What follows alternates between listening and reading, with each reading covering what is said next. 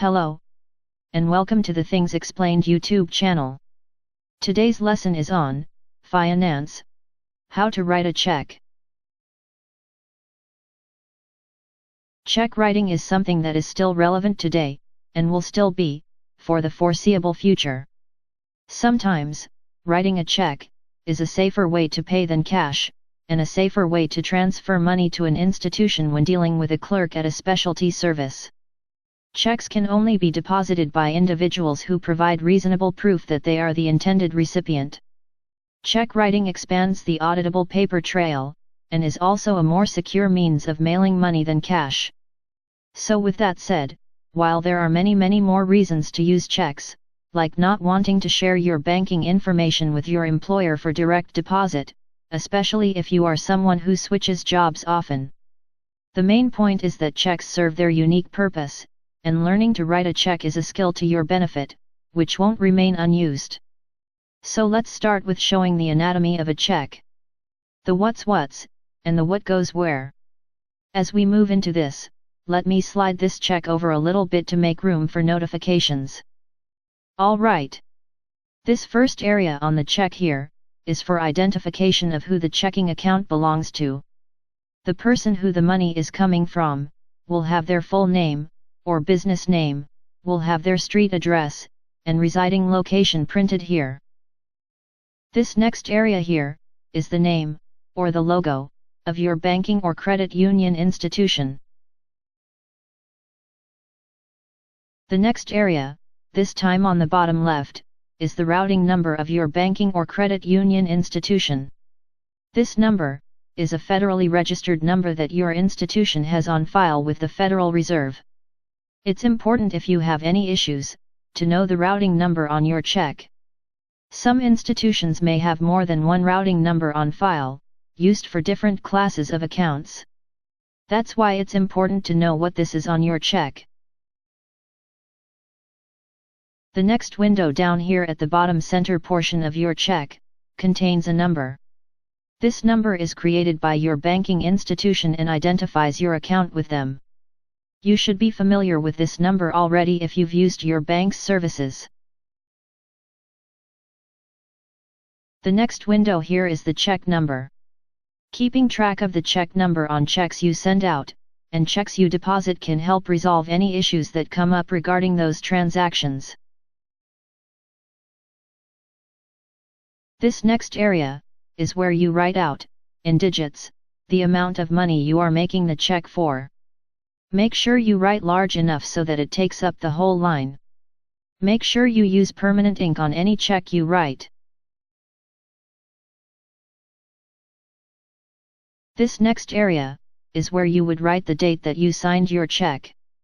Remember to never sign a blank check. This field is one of the last fields that you will be dealing with. Over here, on this next field line, is where you write the name of the individual, or the institution the check is being made out to. Write as largely as you can, here, without going past the line. Here is the second dollar field line. On this line you will write out the amount of whole dollars, but this time, in words. Leave a little bit of space so that you can then write how many cents, are, or aren't present. If you deposited $100.23, you would write out $100.23/100 Even if you had $100 on your check, and 0 cents, you should still write out, after $100, 0/100 cents. Make sure to use as much of the remaining field as possible. This next field line down here, is the area where you write what the check is being made out for. This field is not rocket science, it's just a memo, for the sender, and for the recipient, to remember what activity or charge the money is being sent for. Finally, sign your check here. This is always, the last thing you do on any check. Once the rest of the check is filled out in permanent ink, and you've left no extra space for someone else to change what you wrote, and you're sure you have enough money in your checkings account to send this check, then you finally sign the check here. So let's walk a step back from the details for a moment. I would like to reiterate a few very important things to remember, and then I will show you what a completed check looks like. First of all, your check should have a double sheet of paper. Don't remove this sheet of paper until you have finished writing your check. This extra sheet on the bottom is for you to keep for your records. Secondly, this is about pencils. Unless you want Mr. Mupp to no good, to erase the amount on your check and write himself $10,000, never, ever use pencil. What you do want to use is permanent ink. A pen is the tool of the trade here. Always use a pen. Now that we got that information out there, let's begin our example. In this example, your landlord, Michael A. Gregory, wants payment of last month's rent. He always accuses you of not paying your rent, and in the past, you always used cash to pay him. It's become way too common for you to pay him cash, and then have him claim you paid nothing. Either he has terrible memory, or he is up to something a bit nefarious. Whatever it is irrelevant, and up to you to think about. But this time, however, things are going to be different. You won't let this happen anymore. You are going to use a check to leave a paper trail of proof that you paid him. Your bank and your records will have evidence that you spent your 2 weeks of your hard-earned money paying your landlord. Your rent is $1,000.23, payable to Michael A. Gregory.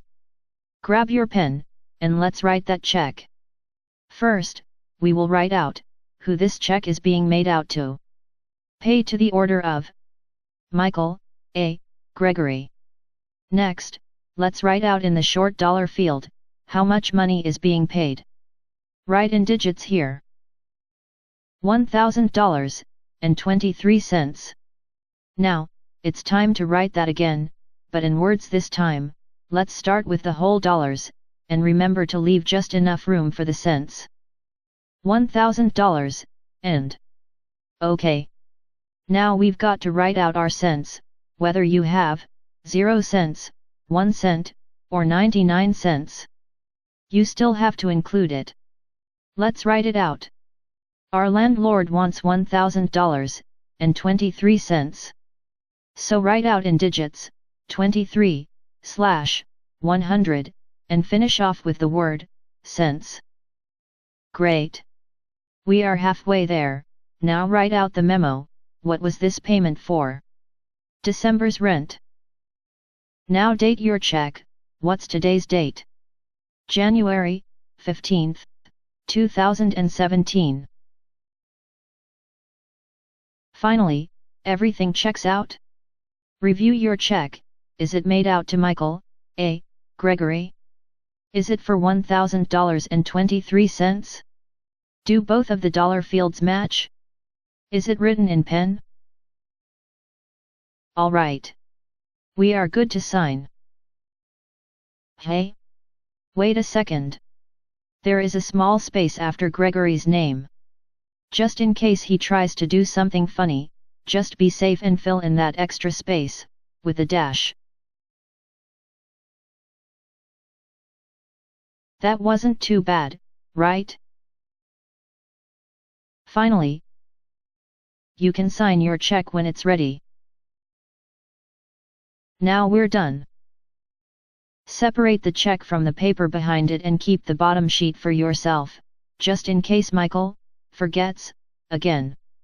Your bank should also have track of when your check becomes deposited, so you've got proof now. Michael won't be messing around with you again. You've made it to the end of this lesson. Thank you for watching Things Explained. This episode was on how to write a check. P.S.